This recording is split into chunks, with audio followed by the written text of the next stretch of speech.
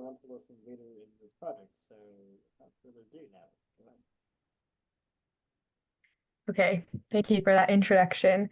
So today I'll be talking about a project focusing on a very common mutation in cancer called KRAS and how we as a synthetic lab are trying to solve this problem. So a brief outline. I'll be going over background of the mutation, as well as previous work that has been done in this field, and the specific properties of the molecules we synthesize, and then move on to biological data after. So KRAS is a GTP-activated protein, and it sends a signal down this signal transduction pathway, ending with mTOR and NF-kappa B transcription factor, and it encourages cell growth and cell proliferation. However, when mutated, this can lead to cancer. 17 to 25% of all cancers arise from KRAS mutations. Common mutation sites in KRAS include codons 12, 13, and 61, with codon 12 being the most common mutation site. There are many mutant forms of KRAS, but we focus on G12C mutations, where glycine is substituted for a cysteine at codon 12. Specifically, G12C mutations make up most notably 12% of non-small cell lung cancers.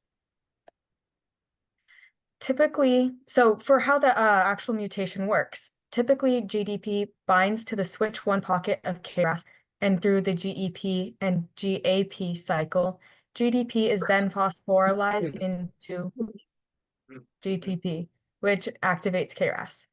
However, with the G12C mutation, this cycle stops working, and KRAS is permanently locked in an active state. This causes uncontrollable cell proliferation and ultimately cancer. Targeting KRAS has historically presented many difficulties. KRAS has a binding affinity with GTP and GDP at the picomolar level, making it difficult to competitively inhibit KRAS. The KRAS protein is also featureless and nearly spherical with no obvious binding site, making it difficult to synthesize compounds that can effectively target and inhibit its activity.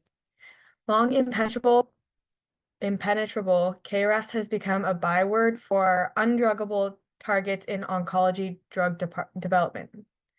This was commonly believed to be undruggable until 2012, when the Shokat lab at UCSF released 2 breakthrough papers that cited covalent inhibition as a viable option to inhibit KRAS.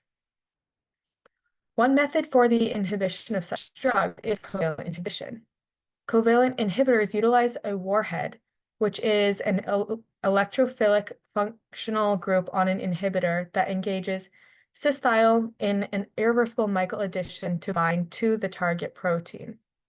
Some examples of FDA-approved drugs that utilize these warheads are shown on the right, with the warheads highlighted. For inhibitors to G12C mutant KRAS, an aprilamine warhead is used to target the cysteine 12 residue in the switch 2 pocket.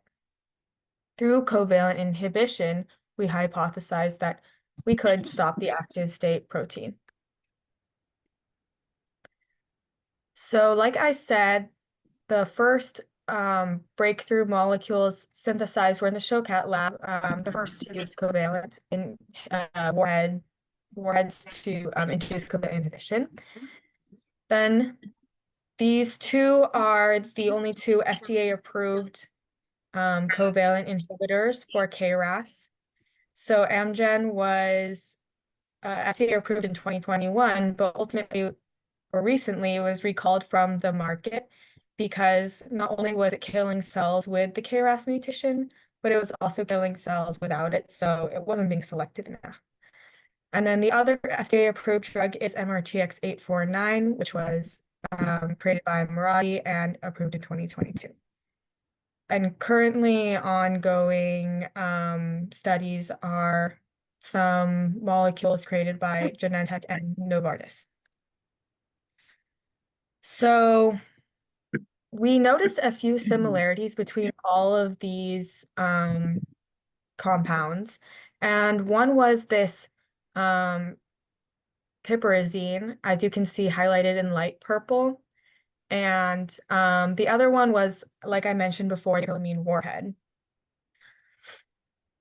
So using these similarities, we developed our own pharmacophore model with 4 key parts. The first in pink is our acrylic warhead, which actually targets G12C and binds to the target protein. There's a piperazine spacer domain.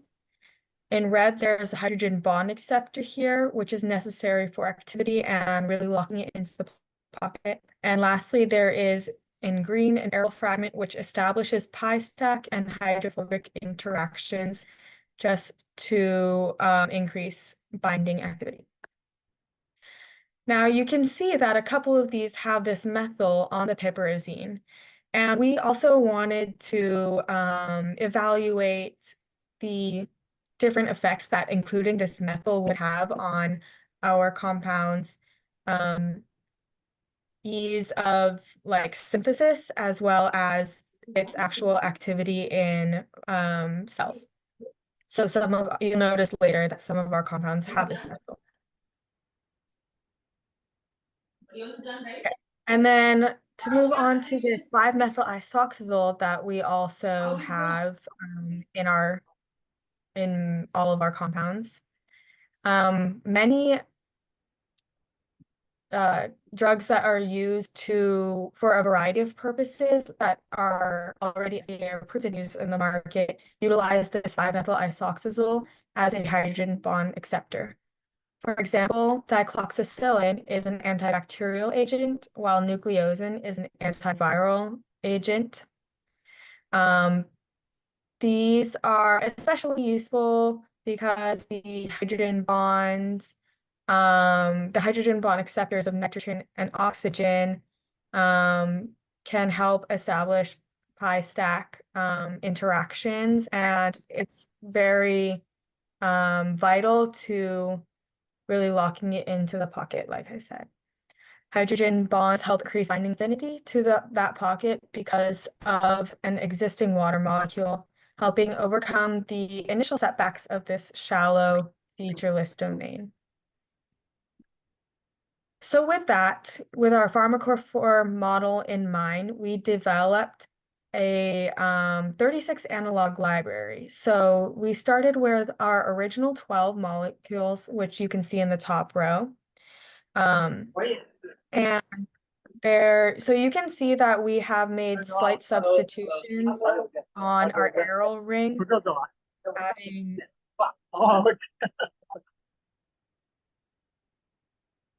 adding different halogens like chlorine and fluorine to see if that would affect binding affinity, as well as we added either a front-facing or a back-facing methyl on some of our analogs.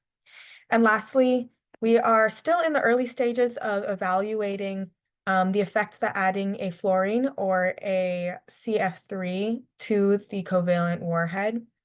And we hope to be optimizing that soon. One thing that we hypothesize is that adding a fluorine or 3 fluorines to our warhead is that it may help increase selectivity, because although it is hard to install, having another electron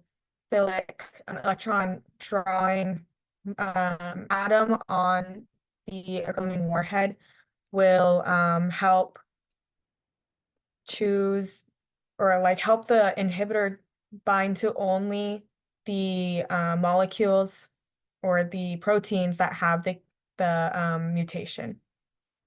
So far we have developed the first 12 analogs, and in the future we hope to develop the next 12 or the next 24.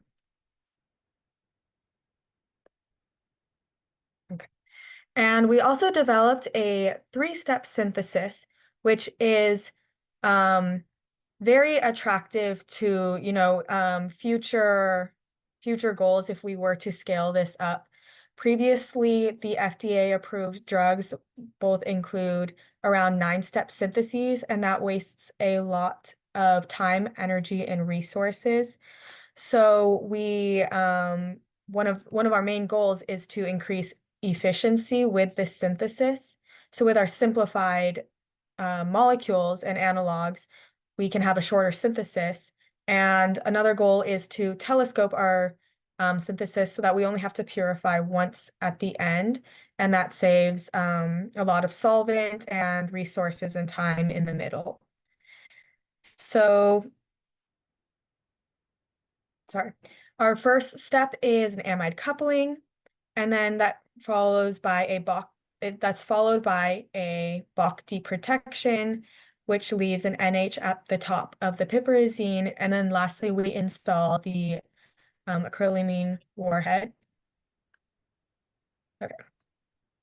So last summer we carried out an optimization study because while we noticed that the yield for our amide coupling, which is our first step, was certainly serviceable, it was not as high as we had hoped. And one way to help us reach this goal of maximizing efficiency for the overall synthesis is to increase the yield of each step. And since this is a pretty straightforward reaction, we wanted to test a bunch of different catalysts and coupling agents to see if we could come up with a different combination of conditions for our amide coupling so that we could increase the yield. Additionally, the catalyst the reaction previously used was HOBT, which may not mean anything to you, but all you got to know is that it is known to explode beyond its melting point and has a very large energy of decomposition, so it's not extremely safe to work with. So using the liquid chromatography mass spectrometer, we screened 24 different conditions with various coupling agents and catalysts, and we ran each of those in triplicate. So we did find different conditions that increased the yield by about 40% from literature conditions. So we found that 2 equivalences of HBTU as our coupling agent and 3 equivalences of DMAP as our catalyst increased the yield to about 93% instead of 57%. And this is also important not just to our synthesis of these KRAS inhibitors, but also can be applied to many other compounds, and this optimization sort of like workflow is very useful because it can be applied to compounds like nucleosin, which is an antiviral compound. So here you can see kind of how we characterized the yield. So with optimized conditions, A2P1 was the analog that we carried out the optimization study on. So when we scaled each of these up, you can see that A2P1 was brought all the way up to a 99% yield. And we did notice that most of the A4s had still relatively low yields. So we plan to conduct a similar optimization study on this in the future to see if we can find different conditions and maybe verify a hypothesis that the carboxylic acid and the halogens on the aryl fragment are what determine the best catalyst, the best conditions. So I talked a little bit about nucleosin. Nucleosin is an inhibitor of influenza A, and it is effective against H1N1 or swine flu. So we wanted to demonstrate the importance of our optimization study and to show that it's not only specific to our molecules, because what's the point of that anyways? So we are currently collecting data for this. We use the same optimization, same conditions, and so far preliminary results have shown that we have some conditions at least that we know are already higher than the literature reported yield. So we docked this using Schrodinger. We docked it using the X-ray crystal structure. So you can see here that the there is there are pi stacking interactions between the arginine and this benzene here with the chlorine on it. And from the other side, you can see that the tyrosine also establishes pi stacking interactions on the bottom diagram. And we also docked it in the structure, as you can see in the rest of the three. So in the middle, that shows the binding pocket, and you can see it closer up in the actual pocket. You can see how it fits exactly into the protein there. And we also hypothesized that adding different electron withdrawing groups, such as a fluorine or a chlorine, onto this aryl ring, just like how we have differences on our aryl rings in our molecules, may affect binding affinity. So that's one thing that we are currently working on to see if adding fluorines or chlorines will make it bind tighter to the pocket. And so the synthesis of nucleosin is a two-step reaction, and we're currently testing the, like I said, this is what we're testing, the conditions for the second step. And we are currently working on a paper as well to present the findings of our amide coupling optimization, as well as those we find in the nucleosin study. And the last part I'll talk about is the bioassays. So we tested our cells on, or our analogs on three different cell lines.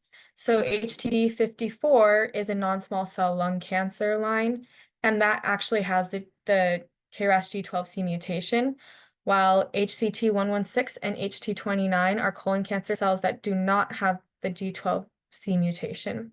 And you might be wondering, why are we testing it on lines that don't have the mutation if we're trying to find KRAS inhibitors?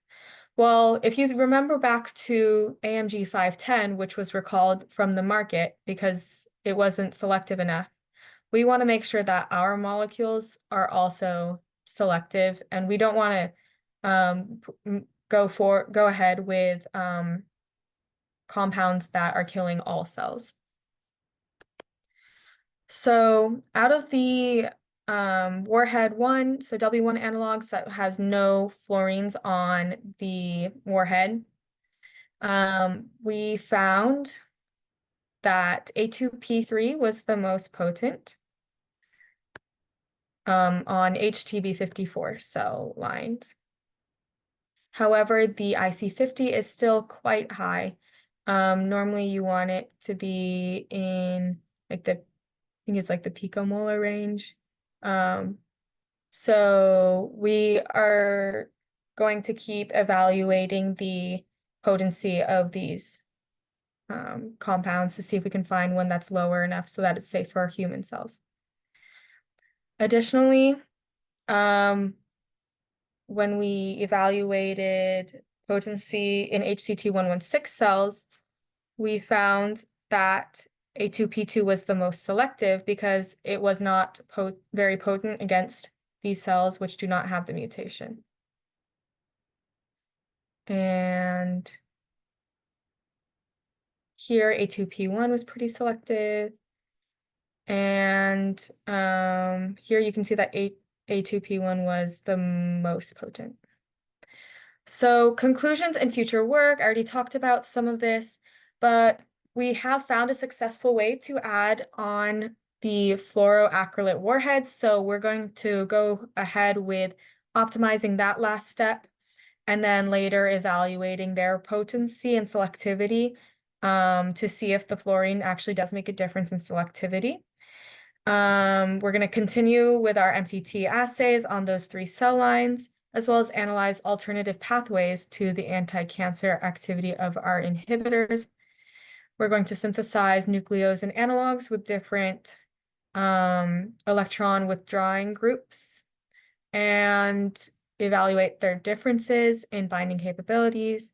And lastly, understand the correlation between phenyl substituents and in vitro potency using DFT. So I want to thank all my group members, as well as my advisor, Dr. New, and ASDRP for letting me have this opportunity to work on such cool science. Thank you.